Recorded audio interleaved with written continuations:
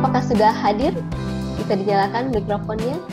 Hadir Mbak Hanida. Alhamdulillah Mbak Muti, terima kasih Ya. banyak sudah hadir di sini. Terima kasih banyak. Sebelumnya izinkan saya membacakan profil singkat Mbak Muti. Mbak Muti adalah co-founder dari Lovepink, organisasi nirlaba kanker payudara yang didirikannya bersama sahabatnya Santi Persada yang juga merupakan penyintas kanker payudara. Muti menempuh pendidikan di Fakultas Psikologi Universitas Indonesia dan telah berkarir selama belasan tahun di Astra International. Di latar belakangnya sebagai psikolog, Muti kini banyak menggeluti topik seputar life and wellness. Baiklah Mbak Muti ya. Apa kabar Mbak Muti ya? Sehat ya Bu Muti ya? Sehat. Puji syukur Alhamdulillah. sekali ada di forum ini, luar biasa loh, pesertanya hampir 1.000. Kasih untuk teman-teman semua para bidan, senang ada gabung di sini. Terima kasih ya Mbak Muti. Mbak Ya. Muti, para bidan ini penasaran, bisa ceritakan nggak sih Mbak Muti? Ya. Awalnya tuh gejalanya apa sih dirasakan sampai akhirnya didiagnosis mengenai terkena kanker payudara? Nah, kalau cerita nih, memang cerita saya agak berbeda ya. Artinya gini, saya tidak merasakan gejala kalau boleh dibilang, karena memang saya cukup rutin melakukan kontrol kesehatan. Kebetulan kan saya dulu kerja di kantor yang memang memberikan fasilitas pemeriksaan kesehatan secara rutin setiap tahun. Pada salah satu pemeriksaan memang saya kemudian diketahui ada tumor jinak. Nah, karena ada tumor jinak, saya memeriksakan diri lebih dalam, sempat diambil tumor jinaknya gitu ya. Tapi kemudian dokter memang menyarankan saya untuk rutin kontrol payudara setiap 6 bulan sekali, paling telat 1 tahun sekali. Nah, saya cukup disiplin pada saat itu, saya rutin melakukan pemeriksaan setiap 6 bulan sekali. Selang kita sekitar 6 tahun gitu ya, sekitar 6 tahun pada saat saya sedang memeriksakan payudara, kemudian dokter melihat ada satu keganjalan yang kemungkinan memang menjadi indikasi dari adanya tumor ganas. Tapi waktu 6 bulan sebelumnya nggak ada indikasi itu gitu. Jadi artinya, dan saya pun juga nggak merasakan apa-apa. Mungkin juga memang karena artinya gini ya, saya tidak merasakan ada sesuatu yang sakit. Bahwa saya memang saat itu tidak melakukan sadari karena waktu itu saya belum punya informasi tentang sadari itu pada saat itu. Jadi memang tidak terasa apapun.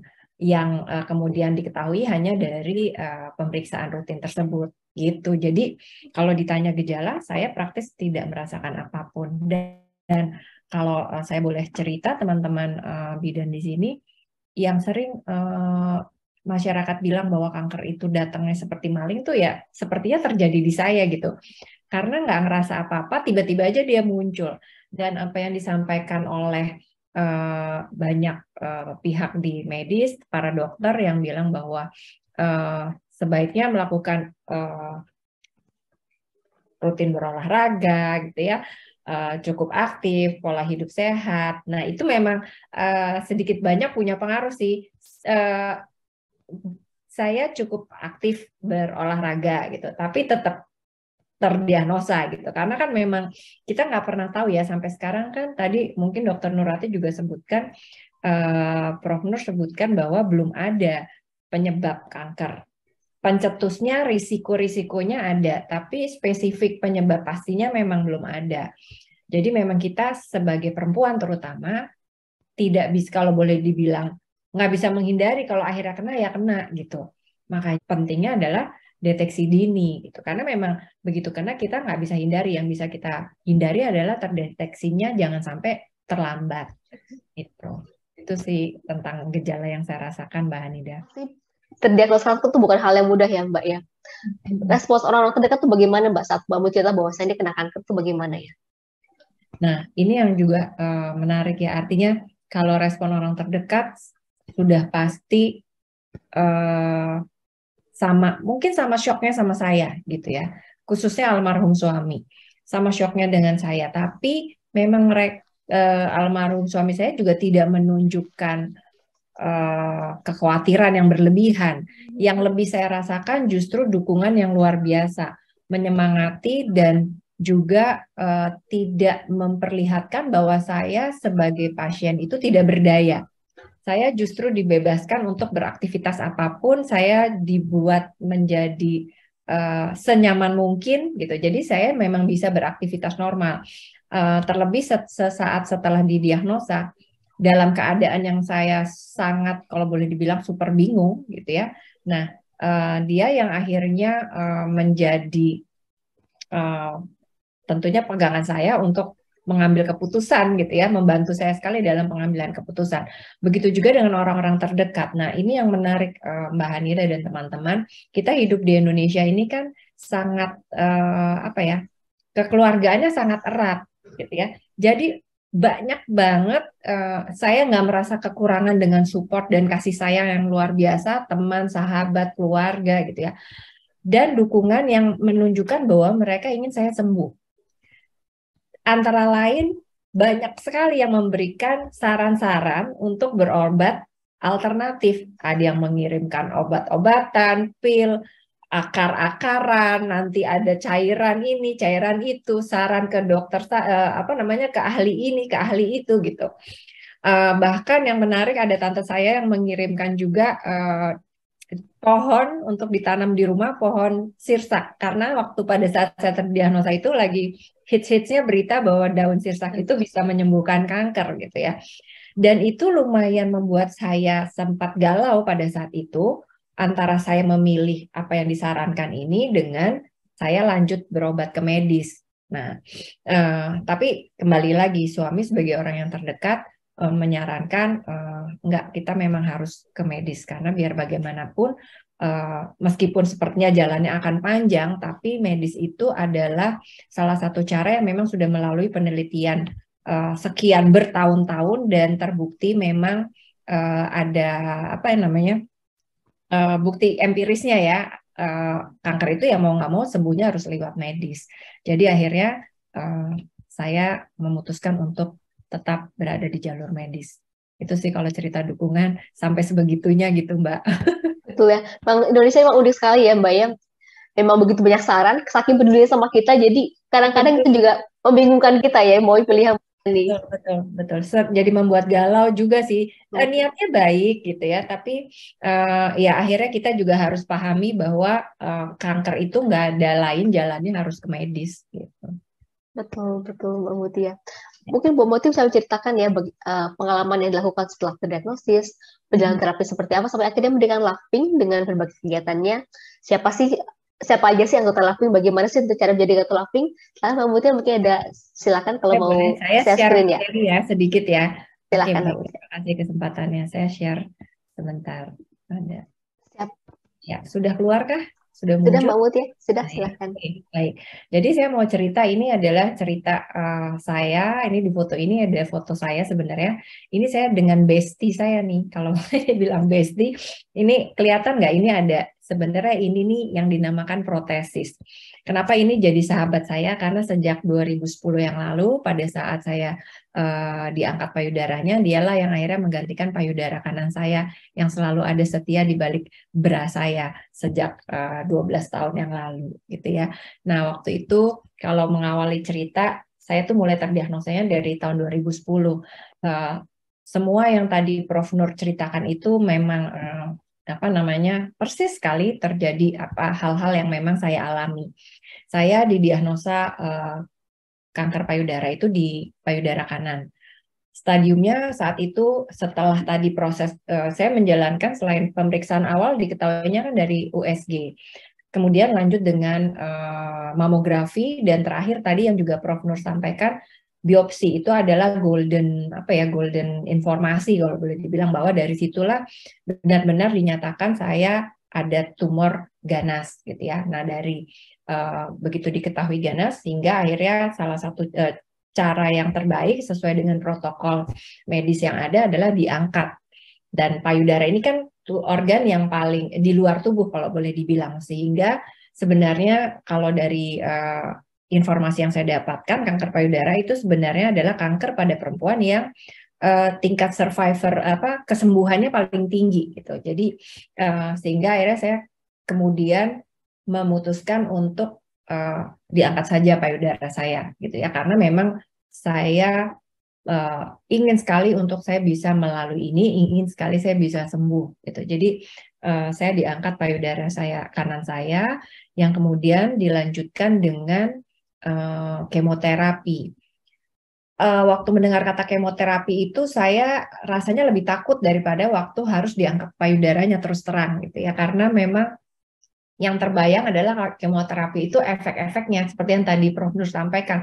Listnya banyak sekali itu kan efeknya. Jadi saya khawatir banget nanti saya akan mengalami itu semua gitu. Apalagi nanti rambut juga menjadi botak gitu ya. Kalau lihat di film-film kan seperti itu. Nah, ini nih teman-teman, ini adalah foto di paling kiri ini adalah kemo pertama saya nih waktu itu gitu ya. Kenapa saya udah bisa senyum di sini? Karena banyak informasi yang kemudian saya dapatkan dengan tepat dari para dokter bahwa efek kemo itu banyak banget, tetapi teknologi perkembangan medis untuk penanganan kanker payudara juga berkembang sangat banyak. Jadi selalu ada pencegahannya gitu. Nggak perlu takut untuk mual, nggak perlu takut untuk tiba-tiba pusing gitu ya, karena kita akan dibekali dengan obat gitu. Memang ada kondisi-kondisi kita menjadi sangat lemah, tapi paling penting juga sebenarnya positif ya. Kita selalu berpikir positif sehingga itu memberikan energi dan saya juga jadi lebih semangat gitu. Makanya kemo tuh puji syukur bisa saya lalui setiap siklusnya karena saya harus 8 kali kemoterapi setiap 3 minggu. Dari sejak kemo pertama masuk ke minggu ketiga, itu saya udah langsung botak. Bukan cuman rontok, tapi lepas. Kalau boleh dibilang rambut tuh mulai lepas. Jadi saya berpikir, aduh wajah compang-camping nggak enak banget. Jadi akhirnya saya botakin. Nah inilah penampakan botak saya pada saat itu gitu. Tapi saya tetap nggak cuma botak di rambut ya teman-teman, tapi semua bulu di tubuh kita itu hilang, alis, bulu mata, semua tuh bulu kaki dan tangan, semua pokoknya bulu yang ada di tubuh kita bersih gitu. Tapi saya juga menyikapi diri ini juga dengan positif. Saya nggak mau saya terlihat culun gitu ya, kalau bilang nggak mau terlihat jelek. Jadi meskipun di rumah biasanya juga saya tetap pakai alis, karena kan alis sudah nggak ada. Saya tetap pakai alis, paling tidak supaya tidak terlalu terlihat seperti orang yang sakit banget gitu ya. Jadi kalau kita tiba-tiba harus cuci tangan kan di hadapan kita ada cermin. Kita juga melihat wajah kita juga tetap menarik gitu ya. Rasa itu membawa dampak yang sangat positif menurut saya karena kita juga menjadi lebih bersemangat dan menyikapi setiap hari-hari kita juga lebih positif gitu. Itu sangat membantu. Lalu terapi yang lain yang saya lakukan adalah radioterapi, teman-teman. Jadi 25 kali setelah selesai kemoterapi, saya lanjut dengan radioterapi. Setelah lanjut radioterapi, bahwa penyebab atau pencetus kanker payudara ini macam-macam, bajunya macam-macam gitu ya. Nah, kebetulan saya adalah tipe yang pencetusnya adalah hormon progesteron, hormon estrogen saya positif sehingga saya harus dilanjutkan dengan konsumsi obat yang namanya tamoxifen atau hormon terapi ini selama 8,5 tahun. Ini yang saya jalani. Efek-efek semua yang tadi disampaikan oleh Prof. Nur, hampir semua muncul di saya. Kuku menjadi hitam, terus juga kulit menjadi sangat kering, tubuh lemah gitu ya. Tapi balik lagi, pikiran positif itu sangat membantu. Jadi, dan itu juga hanya terjadi di biasanya 10 hari pertama. Dengan asupan yang cukup, biasanya kita sel-sel akan kembali membaik dan kemudian kita juga berangsur-angsur tubuh menjadi lebih fit lagi. Dan sebenarnya harus fit karena kita harus siap-siap untuk kemo berikutnya. Jadi ini yang semua saya alami. Nggak gampang, terus terang, menjalani ini tuh tidak mudah. Banyak hal yang up and down-nya, turun naiknya, dan butuh kesabaran yang luar biasa. Kenapa? Yang saya alami adalah pada saat 10 hari pertama setiap habis kemo itu badan kan memang menjadi lemah gitu ya. Bukannya kita nggak bisa beraktivitas, tapi rasanya lemah. Nanti memasuki minggu-minggu berikutnya itu badan mulai membaik, kita kan semangat lagi. Tapi kemudian nanti kemo lagi, lemah lagi. Siklus turun naik tubuh kita ini yang membuat kesabaran sebenarnya biasanya tergerus gitu. Di kemo keempat saya hampir berhenti, tidak mau melanjutkan tadinya, tapi kemudian almarhum suami juga memberikan semangat, keluarga, teman-teman, sehingga saya melihat bahwa orang-orang di sekitar saya, orang-orang yang menyayangi saya ini ingin saya sembuh. Mereka aja ingin saya sembuh, masa saya sendiri nggak mau sembuh gitu ya. Jadi akhirnya itulah yang membuat saya tetap melanjutkan terapi-terapi saya. Nah, singkat cerita, setelah akhir dari terapi saya ini, saya tuh merasa bahwa apa yang saya alami ternyata ada hikmahnya, teman-teman. Kita nggak pernah tahu perjalanan hidup kita. Selalu nggak mulus kalau boleh dibilang gitu ya. Saya juga dengar cerita banyak sekali teman-teman, nggak cuma sesama survivor, tapi kita sering mendengar cerita kerabat, sahabat, ada saja yang mereka lalui gitu kan. Nggak selamanya selalu melihat terang. Kadang-kadang kan kita menghadapi gelap juga kan. Dan sebenarnya kalau kita nggak pernah menghadapi gelap, kita nggak bisa lihat terang kan ya teman-teman. Nah itu juga yang terjadi pada saya. Bahwa ternyata di titik ini saya tuh bisa melihat bahwa apa yang dulu saya alami ternyata membawa saya di kondisi saya hari ini. Kalau boleh dibilang laughing ini mungkin tidak akan pernah ada kalau saya tidak mengalami kejadian dengan kanker di hidup saya, kanker payudara. Karena pada saat saya menjalani terapi kanker payudara, kemudian saya ketemu dengan Santi. Saya belum pernah kenal sebelumnya, tapi saya kemudian kenal, kita menjadi saling menyemangati satu sama lain.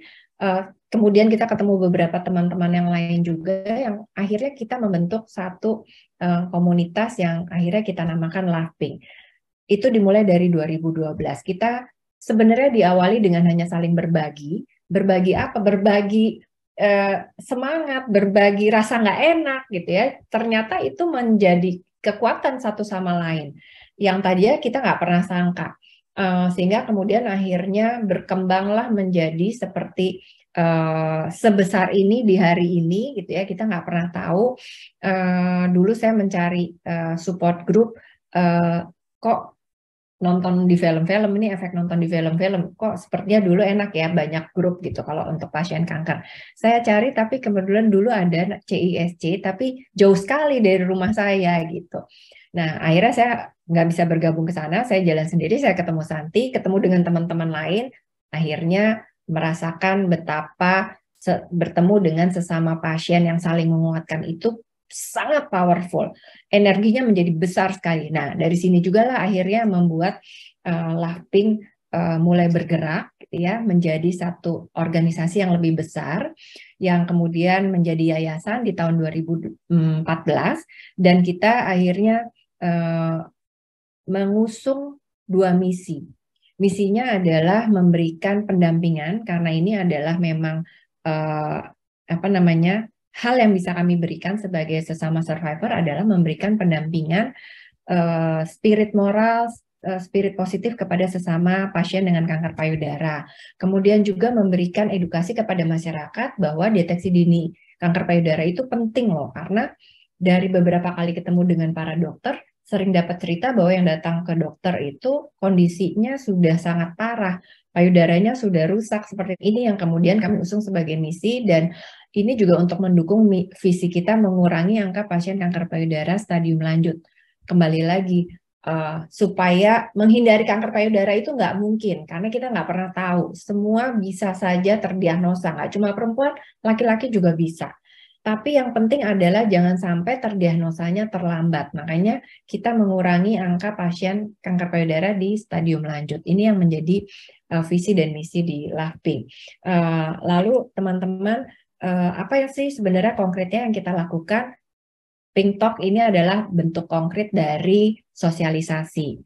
Pink Fan adalah juga salah satu bentuk sosialisasi, tapi kita di dalam fan ini, kalau teman-teman lihat, ini ada alat USG yang waktu 2014 kita dapatkan unit Pink Fan ini beserta isinya dari donatur, di mana kita bisa melakukan pemeriksaan USG kepada masyarakat, gitu ya, secara gratis untuk masyarakat yang tidak mampu. Kalau kita datangnya ke kantor-kantor, biasanya memang kita minta biaya, ada dana fee-nya tertentu, jadi subsidi silang. Karena ini semua yayasan ini kita bergerak secara independen, dan semua aktivisnya adalah survivor kanker payudara yang kita awali dari sejak awal tadi gitu. Semua adalah survivor, dan bahkan masih ada warrior juga. Lalu kegiatan lainnya adalah Pink Visit. Kita mendatangi teman-teman, menemani mereka yang sedang di terapi, baik radioterapi ataupun sedang kemo, kita juga visit ke rumah. Memang pada saat kondisi pandemi menjadi terbatas ya situasi ini, tapi kita tetap melakukan pendampingan meskipun secara kadang-kadang kita ketemu di Zoom atau tetap kita ngobrol di grup chat, itu juga tetap selalu kita lakukan di Loving. Ada beberapa grup grup chat untuk teman-teman yang masih menjalankan terapi maupun yang pasca selesai terapi, kita juga tetap selalu berkomunikasi dan saling memberikan dukungan. Ini yang sudah kami capai bersama dengan teman-teman selama dari 2014 sampai dengan 2014 sejak menjadi yayasan sampai dengan hari ini. Kita tuh sudah mensupport kalau boleh dibilang 3.500 perempuan dengan kanker payudara. Ini bukan prestasi karena kita nggak mau sebenarnya ada yang terdiagnosa, tapi paling tidak kalau mereka terdiagnosa kami bisa merangkul gitu ya. Dan lalu kalau bicara PinkFan kami itu udah jalan dari 2014 itu, yang awalnya hanya 46 orang di tahun 2014, di tahun 2021 yang lalu itu sudah sampai 3.500 lebih pasien yang kita datangi, karena memang terbatas terus terang untuk berjalan dengan mobil. Satu kali datang itu kita cuma bisa periksa 15 orang teman-teman gitu ya, karena keterbatasan tempat, karena sekali memeriksa kan bisa 20 menit. 15 orang tuh udah bisa hampir 3-4 jam gitu. Jadi, dan ini dilakukan oleh dokter spesialis radiologi yang dibantu oleh teman-teman aktivis Loving, para survivor gitu ya. Lalu juga sesi edukasi sosialisasi, kita jalan keliling ke RPTRA, puskesmas, ke komunitas, arisan, rumah susun, kantor-kantor, sekolah. Kenapa juga ke sekolah? Karena yang terdiagnosa banyak yang masih dini. Jadi kami juga sudah masuk ke sekolah-sekolah untuk memberikan informasi mengenai cara deteksi dini supaya sudah menjadi kebiasaan yang baik gitu ya sejak usia dini. Sejauh ini kami sudah melakukan 800 lebih sesi kunjungan gitu. Dan sejak karena kondisi pandemi, PinkFan-nya tidak bisa jalan keliling, sehingga kami waktu itu mengubah strategi, tidak karena PinkFan-nya harus parkir gitu ya, sehingga kita buat gerakan yang kita namakan gerakan 2021 itu 1.000 USG payudara gratis untuk mereka yang keterbatasan finansial. Kami kerjasama dengan rumah sakit, kami memberangkatkan para wanita-wanita ini ke rumah sakit untuk diperiksa payudaranya secara gratis. Biayanya dari mana? Biayanya kami galang dana dari para donatur. Lalu kami gunakan untuk melakukan pemeriksaan USG untuk mereka secara gratis. 1.000 peserta ternyata kami mampu, puji syukur, melakukan itu sampai dengan itu mulai digalang 2021 bulan Oktober. Di awal 2022 kami sudah memeriksakan 2.500 perempuan. Ternyata begitu besar support dari para donatur dan banyak juga animo dari para perempuan yang mau diperiksa payudaranya, sehingga sejak awal tahun ini kita memberanikan diri untuk mengubah angkanya tidak lagi 1.000 tapi menjadi gerakan 10.000 USG payudara gratis. Dan puji syukur sampai dengan kemarin di pertengahan tahun kita sudah bisa sampai 3.500 lebih, dan kita terus menggalang dana. Kebaikan rasanya terus saja gitu ya mendukung kami, sehingga baru saja kami juga mendapatkan donasi yang cukup besar dan cukup untuk memeriksakan 4.000 lagi nih perempuan-perempuan yang keterbatasan finansial, untuk juga punya akses untuk sempat untuk tahu bagaimana caranya memeriksakan payudara dan menjadikan ini sebagai kebiasaan juga gitu. Jadi ini yang sudah kami lakukan. Nanti saya akan share juga kabar yang mudah-mudahan cukup baik untuk teman-teman bidan di sini. Saya juga membawa pesan dari teman-teman pengurus, memberikan kesempatan untuk teman-teman bidan yang mau diperiksa payudaranya dengan USG, kami berikan fasilitas ini juga untuk teman-teman bidan secara gratis. Nanti ya informasinya di akhir sesi ini.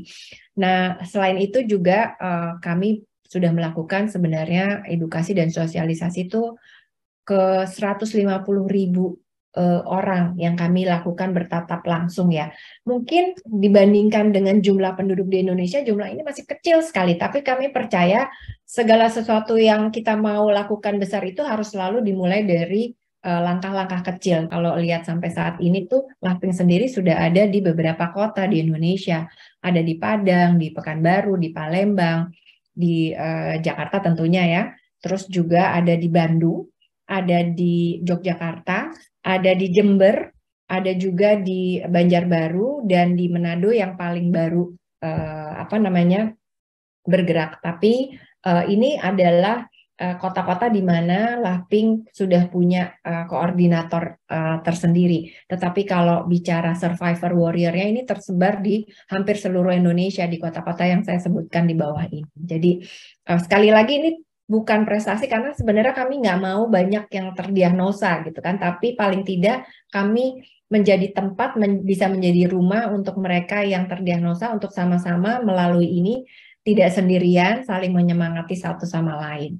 Nah itu lalu juga kalau bicara kalau teman-teman ada yang tahu bahwa ini ada tetangga, ada teman, saudara, siapapun yang juga baru terdiagnosa dan ingin bergabung dengan Loving bisa kontak ke kami lewat email ini kontaknya hello@loveingindonesia.org atau bisa juga mengirimkan pesan di Instagram kami Loving Indonesia. Jadi bisa ke sana teman-teman silahkan untuk mengkontak kami ke sini, gitu ya.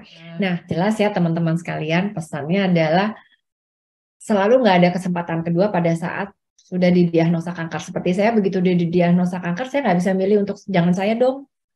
Udah nggak ada pilihan teman-teman. Jadi ya harus dilalui. Payudara hilang satu, ya sudah. Yang penting saya survive gitu kan. Tapi untuk sekarang teman-teman semua yang masih dalam kondisi sehat, yang bisa dilakukan adalah bener deh. Pesannya Chelsea itu benar banget.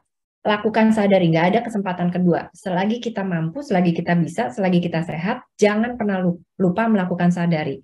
Karena kalau terdeteksi dini, itu sangat mungkin kita tidak perlu sampai diangkat payudaranya. Mungkin hanya diambil benjolannya saja, sehingga tidak perlu sampai diangkat payudaranya. Dan yang terpenting lagi, mungkin sampai tidak perlu mengeluarkan biaya yang sangat besar. Biaya kemoterapi, radioterapi, operasi itu sangat luar biasa besar. Ya betul bahwa akan ditanggung oleh BPJS, betul. Tetapi biar bagaimanapun pasti akan timbul biaya-biaya lain. Biaya transport ke rumah sakit, biaya harus obat-obatan vitamin lain yang mungkin juga harus menjadi tambahan, asupan-asupan, itu semua akan menjadi biaya tambahan. Jadi teman-teman saya kan jangan pernah lupa. Caranya sadari adalah dengan membuat gerakan-gerakan di seputar payudara, artinya bukan hanya di bagian payudara yang muncung saja ya teman-teman, tapi kotak sampai ke bawah leher dan bawah ketiak. Dilakukan gerakan menekan di payudara, ini saya contohkan mudah-mudahan kelihatan ya, tapi ini di layar ada contohnya. Jadi gerakannya memutar ke atas ke bawah gini ya, tapi terus diputar gitu ya. Ke atas ke bawah, atau gerakannya juga memutar dengan membuat lingkaran seperti yang kedua ini. Jadi memutar, ditekan ya, teman-teman, ditekan di seluruh kotak di bagian payudara kita kanan dan kiri. Pada saat kita melakukan gerakan menekan payudara, ini tangan yang akan diperiksa ini harus direntangkan gitu di belakang supaya memang payudara jadi lebih tegang gitu. Dan kondisi terbaik adalah pada saat kita sambil mandi supaya lebih licin dan menjadi lebih peka terabanya nanti gitu ya. Jadi ini adalah gerakan yang penting untuk dilakukan di bagian kanan dan kiri. So, dan teman-teman saya ingin sekali minta bantuan juga teman-teman bidan ini sebagai tadi yang Ibu Emi sebut, ketemu dengan para ibu yang sedang diperiksa, jangan cuma disarankan meriksa bawah, tapi juga ingatkan pada saat setiap kali ketemu, jangan lupa loh untuk periksa juga, sadari sudah diperiksa belum bulan ini, jangan lupa untuk setiap bulan. Dan karena ingin rutin setiap hari, nggak perlu juga gitu, karena yang ideal adalah di hari ke-7 setelah awal menstruasi. Hari ini mens, seminggu lagi adalah waktu yang tepat gitu, karena pada saat bukan pada saat menstruasi atau sebelum itu, justru seringkali hormon sedang tidak stabil sehingga terasa rasanya nggak nyaman. Nah, hari yang ideal justru yaitu 1 minggu setelah hari pertama menstruasi. Itu adalah waktu yang ideal. Supaya nggak lupa, nah sebenarnya kita juga punya apps ini teman-teman. Nanti boleh di-download apps-nya kalau teman-teman ada handphone. Ini ada supaya nggak lupa. Nanti silakan di-download. Ada apps kami namanya Breastis. Ya, di-download dan memang baru ada di Android. Jadi ini nanti akan menarik, akan ada beberapa pertanyaan. Memang pertanyaan-pertanyaan itu diperlukan untuk menjadi pengingat. Kapan sih menstruasi, siklusnya berapa lama? Biasanya kan kita tahu ya, kita tuh siklusnya yang 30 atau yang 28 atau 25 mungkin. Nah, itu nanti dicantumkan di situ supaya bulan berikutnya nanti akan ada notifikasi dari apps ini, gimana sih cara melakukan sadari, dan di sini juga nanti ada langkah-langkahnya. Jadi silakan di-download teman-teman, ini sangat bermanfaat.